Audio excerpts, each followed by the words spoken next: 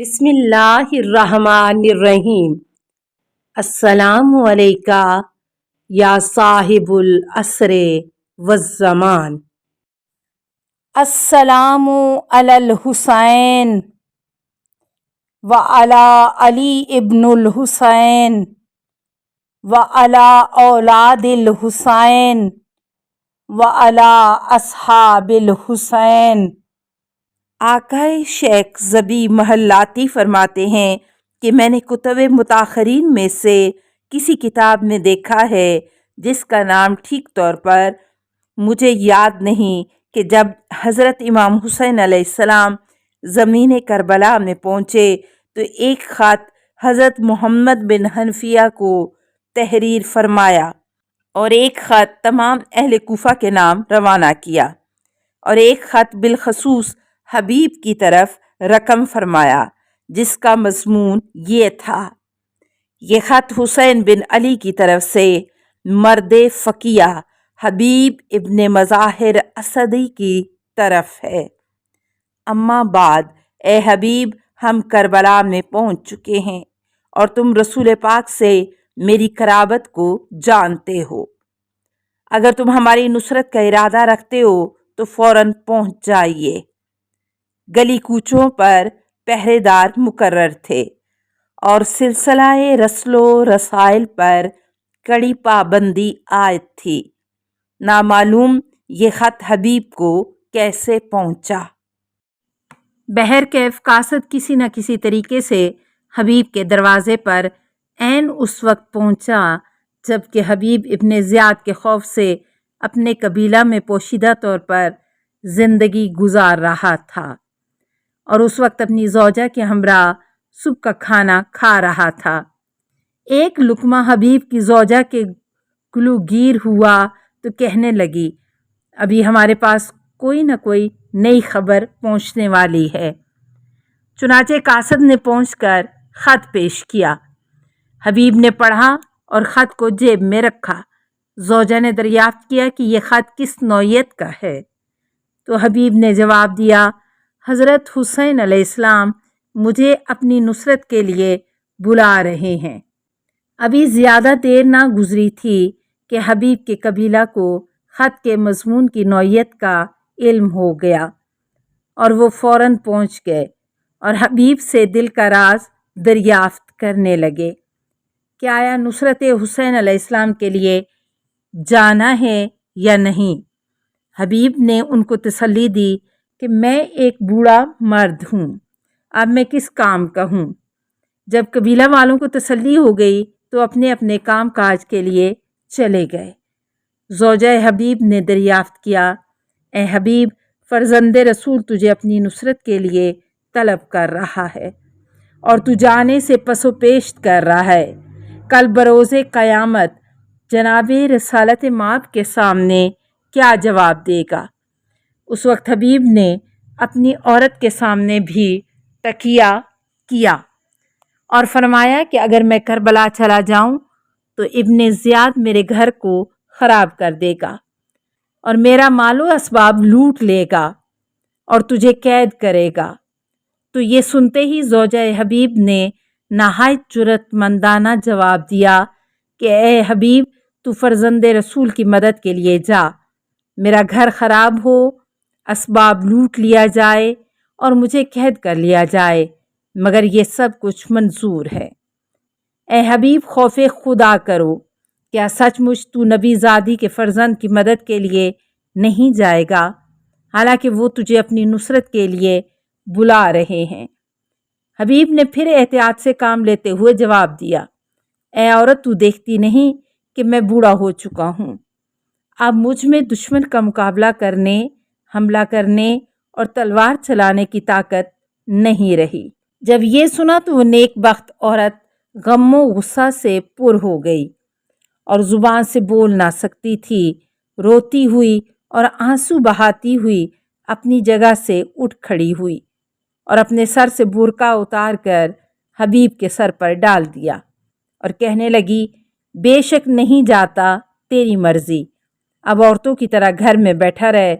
اور پھر ایک جلے ہوئے دل سے ایک دردناک بین کیا اور کہا، اے حسین علیہ السلام، کاش میں مرد ہوتی تو حاضر خدمت ہو کر تیرے قدموں میں جان فدا کرتی۔ حبیب نے جب یہ دل خراش منظر دیکھا اور اپنی زوجہ کا ایمان اخلاص کی کسوٹی پر پرکھ لیا تو طبیعت میں اطمینان پیدا ہوا اور فرمایا، تو خاموش رہ، میں تیرے دل کو روشن کروں گا اور اپنی ریش سفید کو نصرت حسین میں اپنے سر کے خون سے خضاب کروں گا۔ پس گھر سے باہر نکلے تاکہ کوفہ سے بھاگنے کی کوئی تدبیر میسر آ جائے۔ دیکھا لوہاروں کا بازار بڑا گرم ہے۔ معلوم ہوا کہ ابن زیاد کے لشکری اپنے نیزوں کے پھل تیز کر رہے ہیں، تیروں کو زہر میں بجھا رہے ہیں، تلواروں کو سیکل کرا رہے ہیں اور گھوڑوں کی نال بندی کر رہے ہیں، اور یہ سب کچھ فرزند رسول کے قتل کا سامان ہو رہا ہے۔ حبیب کے دل سے سرد آہ نکلی۔ ادھر دیکھا مسلم بن اوسجہ ایک دکان سے مہندی خرید رہے تھے۔ اس نے بازار کی چہل پہل کا سبب دریافت کیا تو انہوں نے جواب دیا کہ یہ سب کچھ فرزند رسول کے قتل کے لیے ہو رہا ہے۔ لوگ ہتھیار خرید رہے ہیں کہ فرزند رسول کو قتل کریں۔ پس مہندی کو فرش بازار پر پھینک دیا اور داڑھی پر ہاتھ پھیر کر کہنے لگا، اب اسے نصرت حسین علیہ السلام میں اپنے سر کے خون سے ہی خضاب کروں گا۔ پس دونوں نے کوفہ سے بھاگنے کا قصد کر لیا۔ حبیب نے اپنے غلام کو بلایا اور گھوڑا اس کے حوالے کیا اور تلوار بھی دی کہ اس کو اپنے کپڑوں کے نیچے چھپا کر لے جا، اور اس کو ہدایت کی کہ فلاں راستہ سے گزر کر فلاں جگہ پر میرا انتظار کرنا، اور اگر کوئی پوچھے بھی تو کہنا کہ فلاں کھیتی کی دیکھ بھال کے لیے جا رہا ہوں۔ پس غلام حبیب نے اپنے آقا کی فرمائش پر عمل کیا۔ حبیب غیر معروف طریقے سے روانہ ہوئے، لیکن ان کو وہاں تک پہنچتے پہنچتے کافی دیر ہو گئی، کیونکہ پہرا شدت کا تھا اور چھپ کر جانا تھا۔ جب غلام نے دیکھا کہ حبیب نے بڑی دیر کر دی ہے، وہ سمجھا کہ شاید اس کا ارادہ بدل گیا ہے یا کوئی رکاوٹ پیدا ہو گئی ہے۔ گھوڑے کی طرف مخاطب ہو کر کہنے لگا، اے گھوڑا، اگر آقا تشریف نہ لائے تو میں خود تیری پشت پر سوار ہو کر نصرت حسین علیہ السلام کے لیے کربلا جاؤں گا۔ گھوڑا سر جھکائے غمزدہ حالت میں غلام کی یہ باتیں سن رہا تھا۔ اتنے میں حبیب پہنچا اور غلام کے کلمات حبیب کے کانوں میں پہنچے تو جسم پر لرزہ طاری ہو گیا اور آنکھوں سے سیلاب اشک جاری کرتے ہوئے کہا، اے حسین علیہ السلام، میرے ماں باپ تجھ پر قربان ہو جائیں۔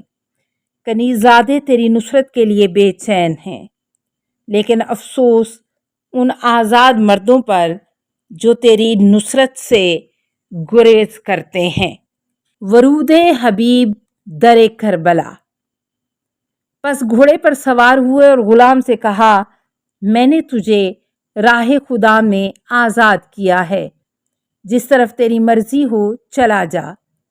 غلام یہ سن کر حبیب کے قدموں میں گر پڑا اور عرض کیا کہ اے آقا، مجھے اس سعادت سے محروم نہ فرمائیے، مجھے بھی اپنے ہم رکاب لے جائیے تاکہ اپنی جان حسین علیہ السلام پر قربان کروں۔ پس حبیب نے غلام کی درخواست کو منظور کیا اور اسے اپنے پیچھے سوار کر لیا اور کربلا کی طرف روانہ ہوئے۔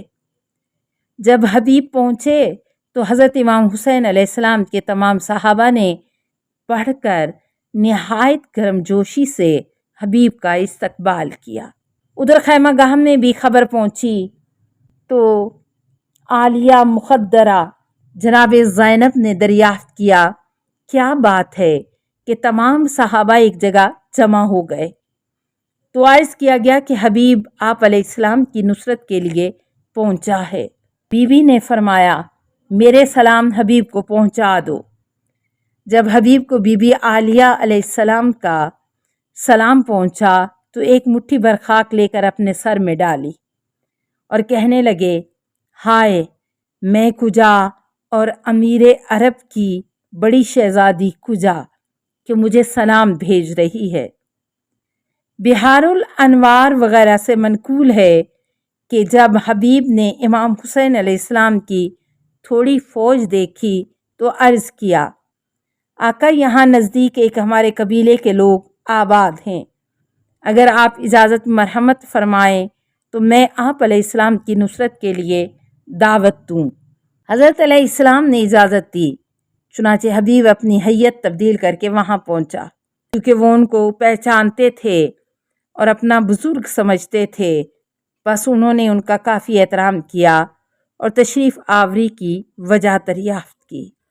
السلام علیکہ یا صاحب العصر والزمان، الامان الامان الامان من فتن الزمان، السلام علیکہ یا خلیفۃ الرحمن، السلام علیکہ یا امام الانس والجان، السلام علیکہ یا مظہر الایمان، السلام علیکہ یا شریک القرآن، السلام علیکہ یا قاطع البرہان، السلام علیکہ یا امام زماننا، ھذا اجل اللہ فرجک وسہل اللہ مخرجک وظہورک، السلام علیکہ ورحمۃ اللہ۔